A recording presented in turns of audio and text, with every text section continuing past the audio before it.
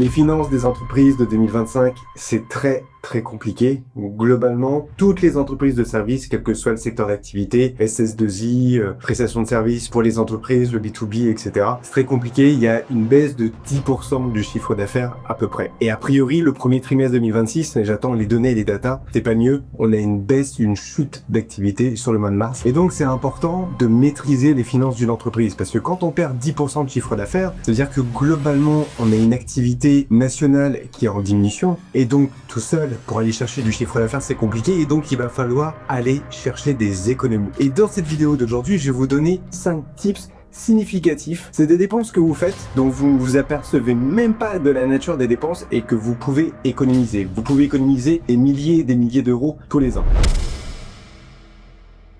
Bonjour, je suis Nicolas Bollet, expert comptable et chez Altabis, on accompagne les dirigeants des entreprises de services à piloter sereinement leur activité. Et là, vous, chef d'entreprise de service, il va falloir arrêter. Arrêtez de faire des dépenses que vous ne comprenez pas, que vous ne maîtrisez pas, parce que derrière se cachent généralement des pièges financiers. Et aujourd'hui, je vais vous donner 5 cas concrets. Ces 5 cas concrets, je les sors de mon activité au quotidien auprès des chefs d'entreprise. J'accompagne des entreprises de services et je constate que beaucoup d'entreprises payent trop de charges, trop d'impôts, trop de dépenses inutiles, alors qu'il existe des solutions légales et simples pour économiser de l'argent.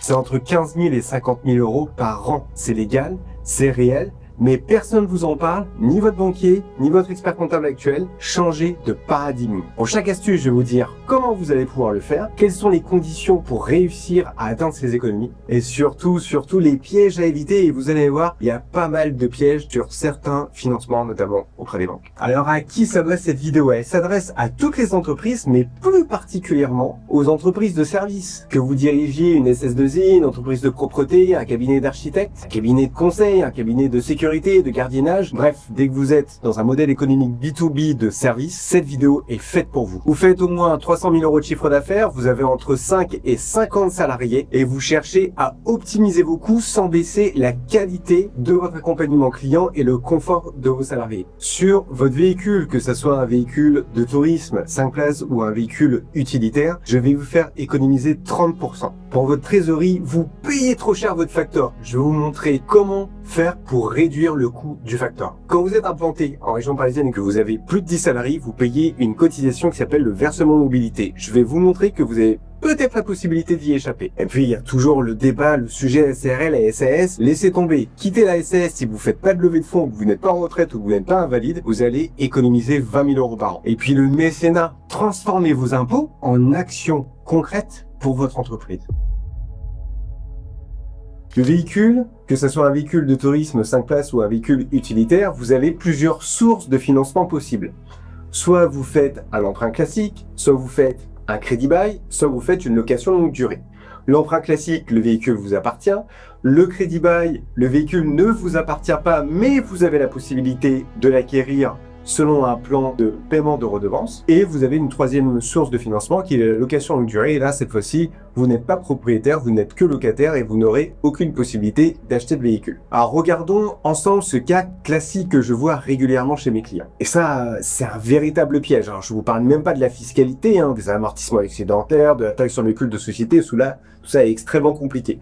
Je vais faire ça simple. Je vais juste vous parler du financement et vous montrer que vous perdez de l'argent si vous ne prenez pas un emprunt classique. C'est tellement facile, ils y arrivent bien, que ce soit les banquiers, les concessionnaires, quand ils vous vendent le financement, ils vous disent, vous embêtez pas, prenez une location longue durée, comme ça vous utilisez le véhicule pendant 3, 4, 5 ans, vous avez la possibilité de changer régulièrement, sans frais. Vous avez toujours des frais, notamment quand vous restituez le véhicule. Généralement, vous avez une petite facture pour remettre en état le véhicule. Et ça, personne n'en parle. La location longue durée au crédit bail, ça semble extrêmement pratique. On va regarder dans le détail pourquoi vous perdez de l'argent sur le mode de financement. Je ne vais pas parler de la location longue durée, parce que la location longue durée, c'est le pire des financements pour un véhicule. Je vous recommande de ne pas opter pour la location longue durée. On va regarder deux sources de financement, l'emprunt bancaire classique comparé avec le crédit bail. On regarde ça tout de suite. Donc véhicule, crédit bail ou emprunt. J'ai pris le cas concret d'un client qui est une entreprise de prestation de services. Il veut acheter pour son commercial un véhicule 5 places. Le véhicule coûte 30 000 euros. Dans les deux cas, et sans apport, on va regarder l'emprunt et le crédit bail sur 5 ans, avec une valeur résiduelle de rachat de 1% pour la partie crédit bail. Et dans les deux cas, on a réussi à ne pas avoir de frais de dossier dans les deux modes de financement que la banque nous proposait. Concrètement, donc en crédit bail, la banque nous a proposé une redevance mensuelle de 650 €. Et si on fait le cumul de l'ensemble des redevances payées et de la valeur résiduelle, donc c'est 650 € par mois pendant 60 mois, plus 1% de la valeur résiduelle, donc on arrive à 39 300. Par rapport à une valeur du véhicule de 30 000, on voit que le coût financier en crédit bail sur 5 ans, c'est 9 300 €. Regardons la proposition par emprunt. Alors, la mensualité est un peu moins élevée, elle fait 553 €. On pourrait dire qu'on gagne de l'argent, mais je vous invite à ne pas regarder forcément la mensualité de la redevance que vous payez, mais plutôt de faire concrètement ce calcul pour que vous puissiez voir si vous perdez ou pas de l'argent quand vous prenez un véhicule en crédit bail ou en emprunt. Là, il nous proposait un taux de 4%, et donc quand on faisait le calcul des intérêts sur la durée d'emprunt de 5 ans, on avait 3 150 € d'intérêts payés. Donc en fait, le coût du financement en emprunt, c'est de 3 150 comparé aux 9 300 € du crédit bail. On voit bien que le coût du crédit bail, il est supérieur à l'emprunt. Alors pourquoi les banquiers vous vendent le crédit bail? À chaque fois que j'ai un client en rendez-vous au téléphone, etc., ils me disent: Nicolas, je comprends pas. Quand je lui parle d'emprunt, le banquier, il veut rien savoir. Par contre, il me parle sans cesse du crédit bail. Il me dit que c'est la meilleure des solutions. Alors, ils ont surtout des idées reçues. Je sais pas si c'est des idées reçues bien ciblées ou par méconnaissance. Et très souvent, on nous dit que le crédit bail, c'est mieux parce que vous allez pouvoir déduire des charges. Oui, vous allez pouvoir déduire les redevances que vous payez en charge. Mais quand vous achetez, vous déduisez les intérêts. Quand vous achetez et que vous faites un emprunt, vous déduisez les intérêts et vous amortissez le véhicule. Donc dans les deux cas, vous amortissez la même chose. Le véhicule vous coûte la même chose. Pourquoi, en fonction d'un mode de financement, le véhicule coûterait autre chose que ce qu'il vaut? Et puis souvent, les banques nous disent: ah ouais, mais il y a moins d'impôts à payer en crédit bail. Alors là aussi, c'est faux, parce que la fiscalité, notamment au niveau des impôts, il y a moins d'impôts à payer. On parle de la taxe sur le véhicule de société ou de l'amortissement excédentaire. Vous savez, vous ne pouvez pas déduire toute la partie du véhicule, sauf quand c'est un véhicule électrique. Mais ça, on n'en parle pas. La fiscalité des véhicules, elle ne dépend pas du mode de financement. Que vous preniez un emprunt classique, que vous preniez un crédit bail ou location longue durée, la fiscalité, la taxe sur le véhicule de société ou la déduction que vous pouvez faire de votre véhicule, c'est pareil dans les trois modes de financement. Donc c'est pas un argument. Par contre, il y a quelque chose qu'il faut dire, c'est que quand vous prenez un crédit bail, vous allez payer 2 cartes grises. Parce que quand au début du contrat du crédit bail, la banque achète le véhicule pour pouvoir vous le mettre à disposition, elle paye une carte grise qu'elle vous facture, c'est vous qui la payez. Et puis si vous levez l'option du crédit bail, et là aussi, vous repayez une carte grise parce que vous changez la carte grise au nom de votre entreprise. Par contre, c'est quelque chose. Donc ça, c'est les deux arguments principaux que les banquiers avancent pour vous faire glisser le crédit bail. Mais ce que la banque, elle ne vous dit jamais, c'est que quand vous rendez le véhicule avec un crédit bail, au moment de la levée d'option, il y a un constat qui est fait par le concessionnaire, par la personne qui a vendu le véhicule à la banque, et il y a des frais de remise en état qui sont à votre charge. Et c'est des frais qui peuvent aller très vite et très haut. Vous avez des jantes abîmées, les pneus ils sont plus bons, vous avez des rayures sur la carrosserie, tout ça c'est vous qui allez payer la remise en état. Donc le coût du crédit bail il est supérieur à l'emprunt. Et pourquoi les banquiers insistent sur le crédit bail? Eux, ils raisonnent en marge. Vous, quand vous raisonnez en chiffre d'affaires parce que vous pensez que c'est comme ça qu'on gagne de l'argent, eux ils raisonnent en marge, et là où ils font plus de marge, c'est le crédit bail. Donc vous, à l'inverse, quand vous le prenez, vous n'avez pas envie de trop payer. Donc moi, ce que je vous invite à faire, c'est de reprendre les calculs qu'on a fait ici, en fonction des contrats que vous avez, notamment pour les nouveaux véhicules, et faites très attention à ça.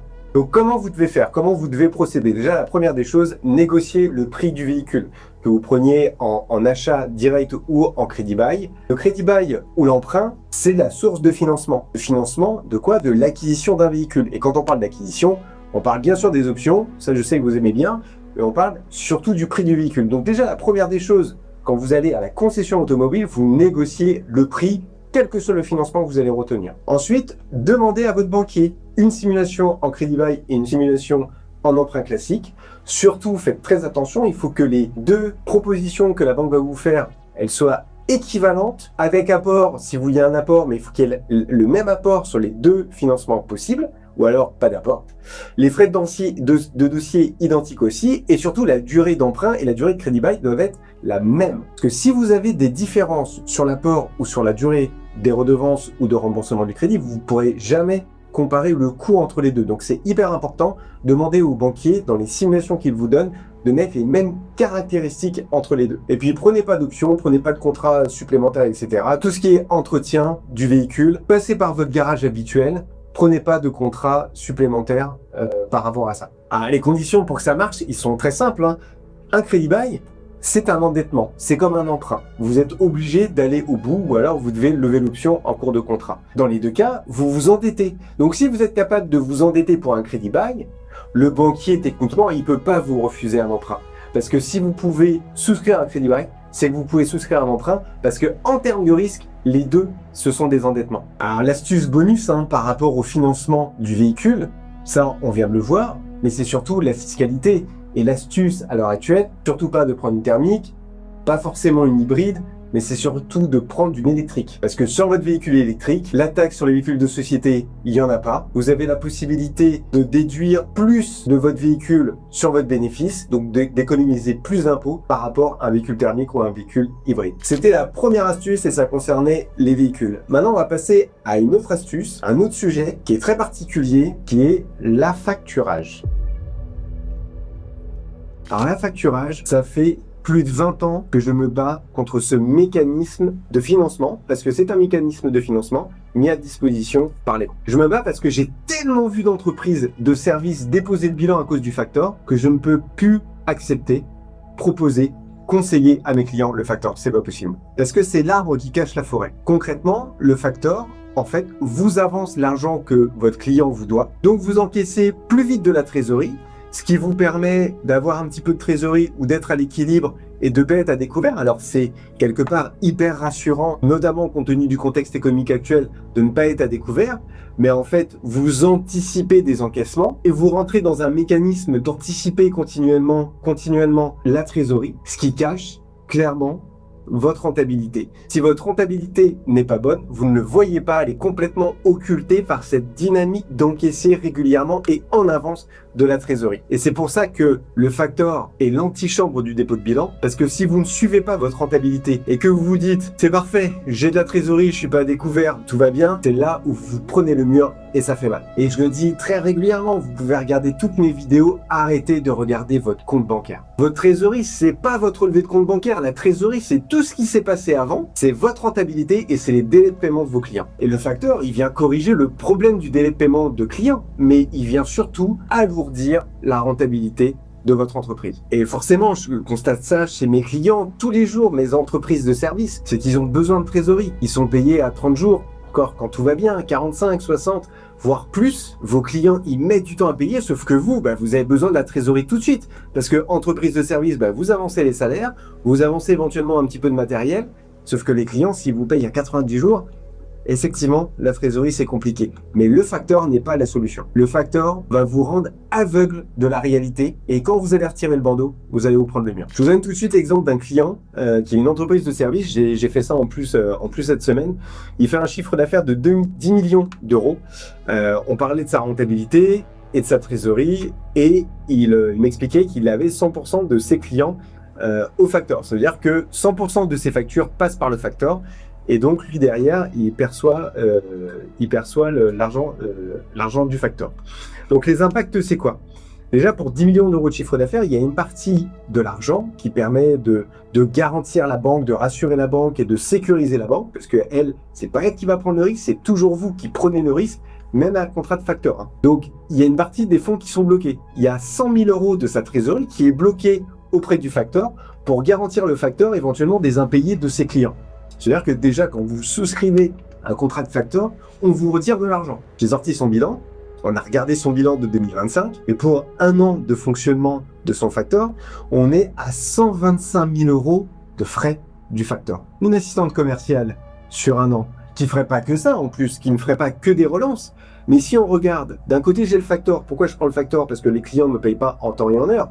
Ça me coûte 125 000 euros. Ça dégrade ma marge. Si j'ai une assistante commerciale qui s'occupe de suivre les encaissements, qui s'occupe de relancer les clients et de lever les problématiques d'encaissement, alors non seulement à pas faire que ça de ces journées. Donc déjà, le fait de passer du facteur à quelqu'un qui est dédié à ce recouvrement, à ces encaissements, vous économisez de l'argent. Alors comment éviter l'affacturage? Je vais vous donner la méthode que nous on applique chez nos clients et que j'ai appliqué, que je commence à appliquer chez ce client-là parce que c'est très compliqué de sortir d'un contrat d'affacturage. Faut pas que ça soit brutal parce que d'un seul coup, si vous arrêtez le contrat d'affacturage, vous allez avoir un gap de trésorerie, un trou de trésorerie qui va être énorme et vous allez sûrement pas pouvoir le résorber rapidement. Donc il faut le faire gentiment, étape par étape. Donc la première des choses déjà, c'est améliorer la rentabilité de votre entreprise. Pourquoi? Je vous disais, la trésorerie, elle dépend de deux éléments. Elle dépend de la rentabilité et elle dépend du délai de paiement des clients. Si j'ai un problème de rentabilité, ma trésorerie, elle ne peut pas être bonne. C'est impossible. Je parle pas de quand est-ce que les clients me payent. Je dis juste, par rapport à ce que je vends, si je n'ai pas de marge de bénéfice, je ne peux pas générer de trésor. Donc pour pouvoir sortir de l'affacturage, la première des choses, la première des étapes, c'est d'améliorer la rentabilité de l'entreprise. Et forcément, il faut le faire, parce que si vous avez eu recours à l'affacturage, c'est qu'il y a eu un problème de trésorerie et qu'il y a eu forcément un problème de rentabilité à un moment donné. La deuxième étape, c'est d'améliorer le process de facturation. Arrêtez d'attendre pour facturer. Vous terminez une mission, vous terminez une prestation, vous facturez tout de suite. La troisième étape, choisissez vos clients. Prenez la liste de vos clients. Vous regardez là où vous faites votre marge, là où vous avez de la rentabilité, là où c'est bien de travailler avec ces clients-là, et vous les gardez. Les autres, vous les sortez. Parce que un client qui n'est pas rentable, c'est un client qui vous mange de la trésorerie. Et c'est vous qui financez en fait son activité. Et c'est pas ça le but. Le but, c'est que vous gagnez de l'argent. Donc, choisissez vos clients. C'est pas un gros mot. Sélectionnez vos clients. Et ne traînez pas. Dès qu'il y a un jour de retard, vous faites une première relance. 15 jours, 3 semaines après, vous faites la deuxième relance. S'il n'y a toujours pas de réaction, vous faites une mise en demeure. Et s'il n'y a pas de réaction à la mise en demeure, vous saisissez un commissaire de justice, ça s'appelait un huissier de justice avant, vous saisissez un commissaire de justice, il va vous aider à récupérer les sous. Soit il va le faire de manière amiable, il va d'abord relancer lui de son côté votre client, et s'il n'y arrive pas, il passera par la voie judiciaire avec une injonction de payer. Et là, vous aurez un titre pour récupérer les sous, il aura le droit, l'huissier, le commissaire de justice aura le droit de saisir directement sur les comptes de l'entreprise. Donc surtout, si vous voulez, pour sortir du facteur, allez-y doucement, ne le faites pas de manière brutale, comme je viens de vous l'expliquer avec ces étapes. La troisième astuce, ça concerne les charges sociales que vous payez sur vos salariés. Alors je sais, c'est un véritable casse-tête. Je sais que vous n'avez pas envie forcément d'écouter, mais ça peut vous faire économiser 20, 25, 30 000 euros par an. Je vous explique. Il y a une contribution que vous payez qui s'appelle le versement mobilité. C'est une ligne qui fait partie des déclarations de charges sociales d'URSSAF sur vos salariés. Vous voyez pas, parce que comme maintenant tout est dématérialisé, donc quand vous faites une déclaration d'URSSAF, il y a à peu près entre 10 et 15 lignes, CSG, retraite, maladie, etc. Et puis il y a une petite ligne versement mobilité. Cette versement mobilité, vous la payez à partir de 10 salariés et au bout de plus de 6 ans. C'est-à-dire que pendant 6 ans, si vous avez au moins 10 salariés tous les mois, vous payez plein pot ce versement mobilité. Ce versement mobilité, vous le payez surtout en région parisienne. Je sais qu'il y a quelques régions en France qui commencent aussi à le mettre en place, mais cela concerne surtout les entreprises franciliennes. Concrètement, pour financer les réseaux de transport en commun, la région Île-de-France a mis en place une contribution qui est versée par les entreprises qui s'appelle le versement mobilité. Ça permet de payer le RER, les métros et tous les transports publics franciliens. Et ça concerne donc uniquement les entreprises franciliennes et uniquement les salariés des entreprises franciliennes. Je répète, vous la versez quand vous avez plus de 10 salariés. Donc si vous avez 10 salariés, mais que vous avez un salarié qui est en province et qui ne revient jamais, qui est en télétravail, qui ne revient jamais au siège social de votre entreprise, en fait, votre effectif, c'est pas 10. Au sens du versement mobilité, votre effectif est de 9. Donc, vous n'avez pas à verser cette contribution. Et c'est de plus en plus important parce que avec le télétravail, on a de plus en plus de salariés en dehors de nos sièges sociaux, en dehors de notre entreprise, de plus en plus même de télétravail à temps plein. Et le problème, c'est qu'en fait, peut-être vous êtes en train de payer des charges sociales indues que vous ne devriez pas payer. Et le montant de versement mobilité, c'est une contribution qui est élevée. Et là aussi, je vous donne un exemple sur le versement mobilité. Un exemple concret d'un client d'une entreprise de plus de 10 salariés. Je vais juste vous rappeler les quelques règles sur l'optimisation. Si vous êtes amené à verser cette contribution sociale auprès de l'URSSAF, elle ne se voit pas. Elle est bien dans l'ensemble des déclarations que vous payez auprès de l'URSSAF pour vos salariés, sur l'ensemble des lignes. Elle concerne les entreprises de plus de 10 salariés. Et ces salariés doivent vivre en région parisienne pour une entreprise qui a le siège social donc en Île-de-France. Mais si vous avez au moins un salarié ou plusieurs salariés qui vous permettent, qui vivent donc en dehors de la région parisienne, qui ne reviennent jamais au siège social de l'entreprise, et que cela vous permet d'être à moins de 10 salariés, alors vous ne devez pas verser cette contribution mobilité. C'est au moins 10 000 euros d'économie par an. Je vais vous prendre l'exemple concret. C'est un client qui est une entreprise toujours de service dans le Val d'Oise avec 15 salariés. Cette entreprise, donc de service, qui est en B2B et qui fait des prestations à distance, il y a beaucoup de télétravailleurs, il y a 6 salariés en télétravail à temps plein en dehors de la région parisienne. Et ces 6 salariés ne reviennent jamais au siège social de l'entreprise valdoisienne. Et on a réussi à annuler les 3 dernières années de cotisation versement mobilité. C'est traduit par un remboursement de l'URSSAF de 25 000 euros. Vous vous rendez compte ? 25 000 euros de remboursement sur 3 ans. C'est-à-dire que grosso modo, c'est 8 000 euros d'économie par an sur cette contribution. Et encore faut-il la connaître, bien la connaître, et regarder le bulletin officiel de la sécurité sociale. Donc les conditions, elles sont assez simples. Calculez votre effectif uniquement avec les salariés qui vivent en région parisienne, retirez des salariés qui sont en dehors de la région parisienne et surtout qui ne reviennent jamais au siège social de l'entreprise. Ça va vous faire économiser des milliers d'euros en faisant ça. Ou gérant de SARL EURL. Quand je parle de SAS, c'est aussi SASU. SAS, SASU d'un côté, SARL EURL de l'autre. Assimilé, président assimilé salarié d'un côté, gérant travaillant non salarié de l'autre. Et là aussi, c'est beaucoup d'économies. La SAS, elle est bien. Et d'ailleurs, j'ai fait une vidéo uniquement sur ce mécanisme-là, sur cette différence-là entre les deux. Mais la SAS, c'est un formidable outil pour les startups qui font des levées de fonds, pour les personnes qui sont déjà en retraite, et puis pour les personnes invalides qui ne peuvent pas percevoir de rémunération, la SAS est vraiment top. Dans les autres cas, je suis peu convaincu qu'il y ait un intérêt à faire une SAS. Que vous soyez 1 ou 2 dirigeants, même un dirigeant, je vois très peu d'intérêt pour la SAS. Je parle même pas de la SAS à l'hier, parce qu'on sait qu'il y a des remises en cause à l'heure actuelle du mécanisme, c'était évident. Et puis moi je suis pas fan des dividendes, c'est l'anti-optimisation de la fiscalité. Je parle même pas de l'augmentation de la CSG-CRDS, de la flat tax à 31,4%, le sujet est même pas là. Même à 30%, je vois vraiment pas d'intérêt d'une distribution de dividendes. Et je le vois dans 100% des dirigeants que je récupère, qui viennent me voir, qui ont des difficultés et qui me disent « Nicolas, je comprends pas,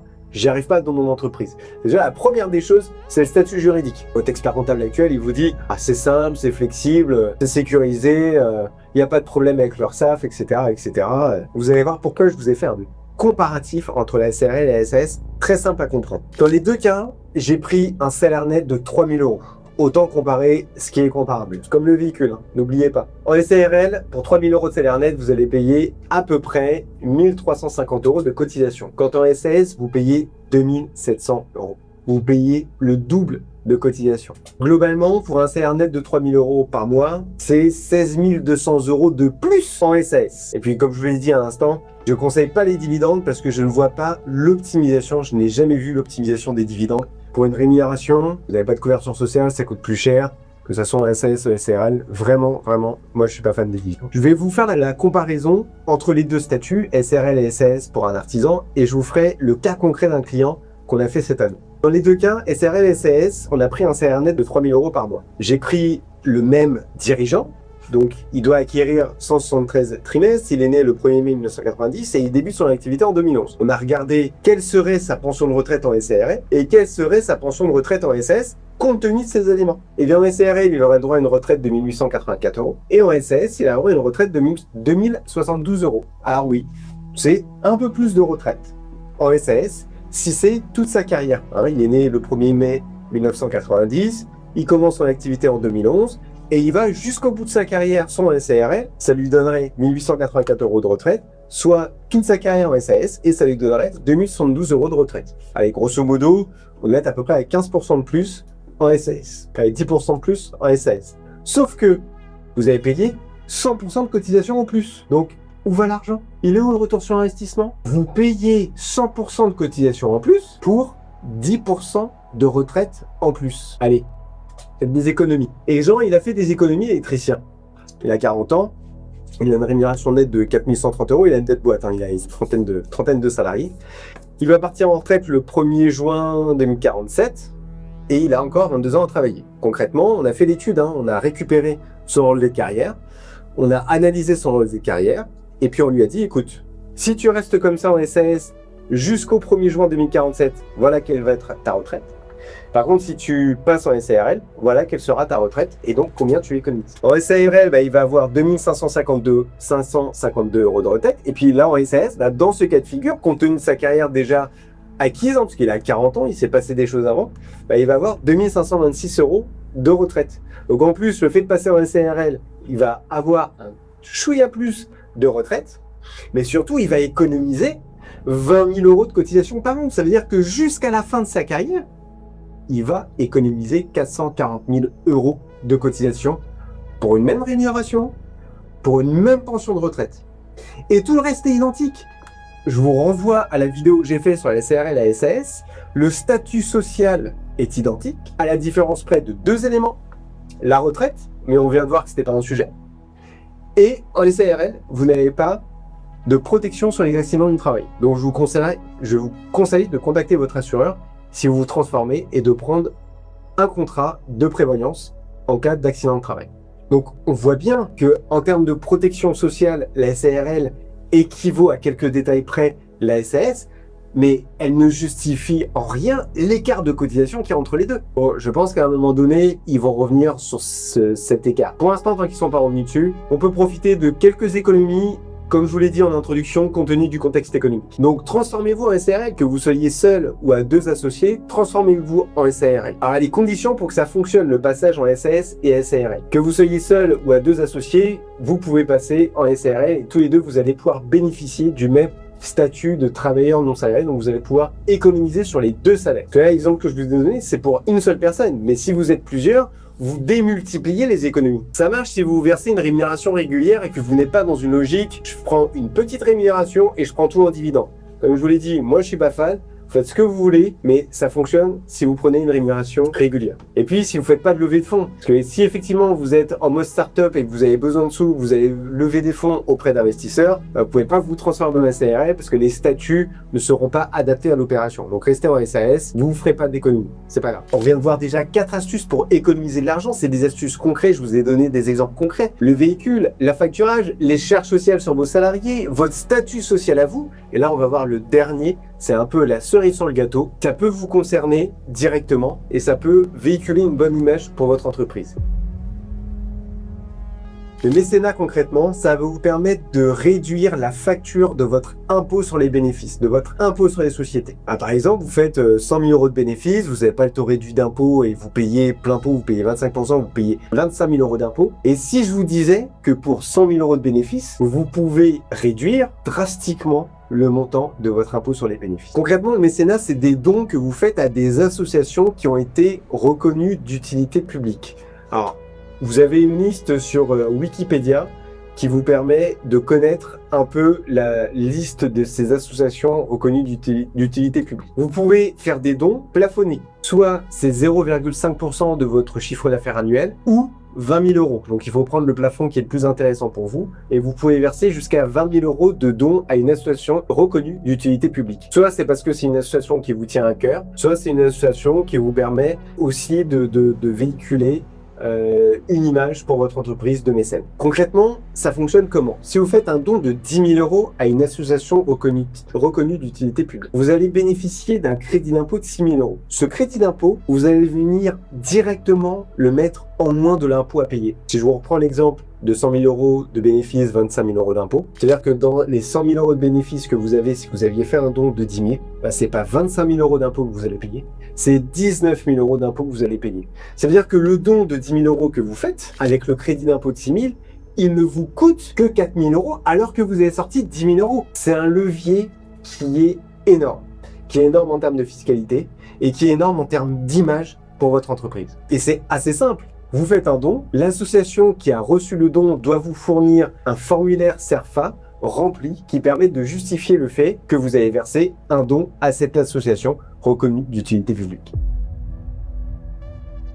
Voilà, maintenant vous avez 5 leviers, 5 astuces concrètes pour économiser des milliers d'euros tous les ans, mais des milliers d'euros pendant plusieurs années. Alors si vous changez votre véhicule, regardez bien emprunt ou crédit bail. Si vous êtes dans le factor, essayez de sortir, comme je vous l'ai dit, du factor. Vous allez économiser de l'argent. Si vous êtes implanté en région parisienne et que certains de vos collaborateurs sont en dehors de la région parisienne et qu'ils ne reviennent pas, vous pouvez aussi économiser des milliers d'euros en cotisation URSSAF. L'éternel débat SRL et SAS, s'il y en a plus, regardez votre retraite et vous verrez que la SRL est adaptée pour vous. Sauf si naturellement vous faites des levées de fonds et donc vous avez besoin de la SAS. Et puis dernière astuce, le cinquième, le mécénat. Il y a l'image de votre entreprise qui va être renforcée pour vos salariés, pour vos clients. C'est une vraie démarche RSE et tout en optimisant l'impôt sur les bénéfices. Le contexte est compliqué, le contexte n'est pas simple et ça va durer encore quelques mois. Donc agissez, pilotez votre entreprise plutôt que de la subir. Continuez à me suivre. Continuez à liker, partager, commenter mes vidéos. Ça m'aide beaucoup pour le référencement. Ça me permet d'aider des chefs d'entreprise comme vous et comme d'autres. Partagez mon travail. Profitez de ma chaîne. Il y a d'autres vidéos qui peuvent vous intéresser sur la gestion de l'entreprise. Et continuez à suivre ma chaîne si vous souhaitez piloter plutôt que de subir votre entreprise. À bientôt.